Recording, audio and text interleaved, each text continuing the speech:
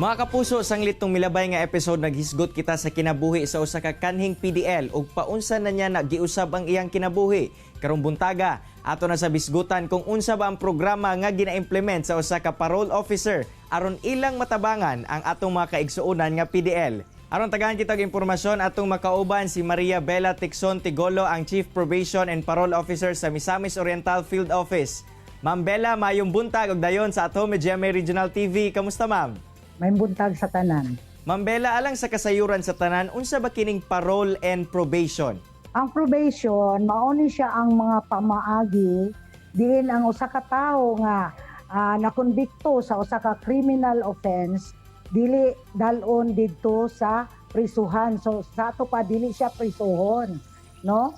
Sa katong korte nga nagsintensya sa iya. Instead, ma-release siya o mabutang siya sa supervision sa usa ka probation and parole officer. Ma'am, unsa ba nga mga kaso sa PDL ang mamahimong maka-avail sa parole and probation? So actually, tanan halos nga mga kaso. So dili ni siya ingon nga gilimit, pero naa lang tay mga kaso nga dili gyud pwede, no, ma-applyan sa probation. So sama aning sa crimes against Omnibus Election Code. Dili siya pwede, no? Kanang crime against kaning videogram law nato, no? Insurgency law against ana o kaning sa Wage Rationalization Act. Kaysa probation manggod, dili ang kaso ang atong gitan-aw, no? Dili kaso, kundi ang sentensya. So daghan manggod mga qualifications sa probation. Kinahanglan nga ang usa ka konbiktado ang iyang sentensya dili mo sobra sa 6 ka tuig. So 6 years and 1 day, ingnon nato, dili siya pwede. 6 years lang. Ug usa pa pod, kinahanglan nga permiro pa niya kana nga pagkakonbikto.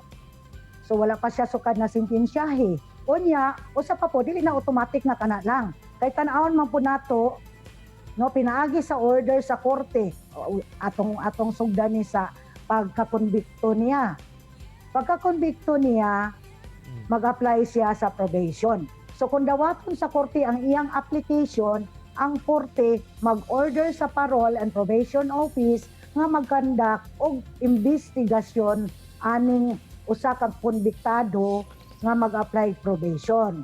So naapod tay gitawag nga mga disqualification tungod kay dili sila angayan, no? Dili sila angayan nga mudawat sa probation tungod kay adunay dako nga posibilidad nga kung tagaan sila ani nga kahigayunan kay pribilehiyo raman ang probation.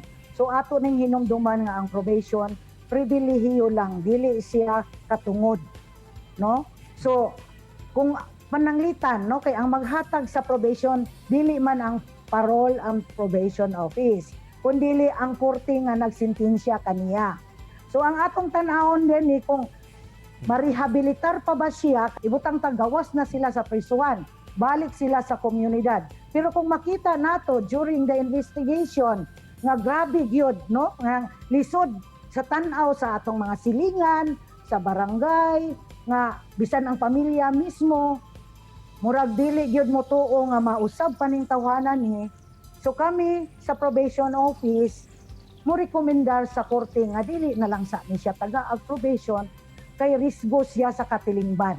Ma'am, unsa po ang mga kondisyones nga kinahanglan sundon sa itong mga kaigsuon ng PDL aron since apil sila sa mong programa? Una sa tanan, ang naghatag sa mga conditions dili ang Parole and Probation Office, kundi ang judge, no, ang huwis, ang korte nga naghatag sa ila og probation. So usa sa mga pinaka-importante gyud mandatory conditions ani sir, mao ang pag-report nila sa opisina sa Parole and Probation Office matag bulan. So kay labing minus ka isa ka bulan.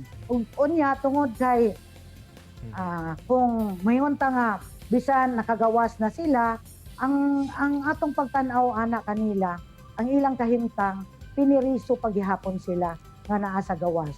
Mao nga gipatabanan paghatag sa ilang probation, gipatabanan sila mga kondisyones nga ilang tumanon, no, sama sa dili sila mo lakaw nga dili mananghid, dili sila mo transfer sa lain nga Pinoy-anan, lain nga dapit kung dili sila mananghid. Dili sila pwede mo travel, no? Mga pila ka semana or bulan nga dili sila mangayo sa travel permit. Kay sa gingonan nako piniriso pa man gihapon sila. Ma'am Bella, unsa pud ang sagad penalties ma'am ugaling ang usa ka paroli nga milapas sa mga kondisyon nga gilatag sa korte?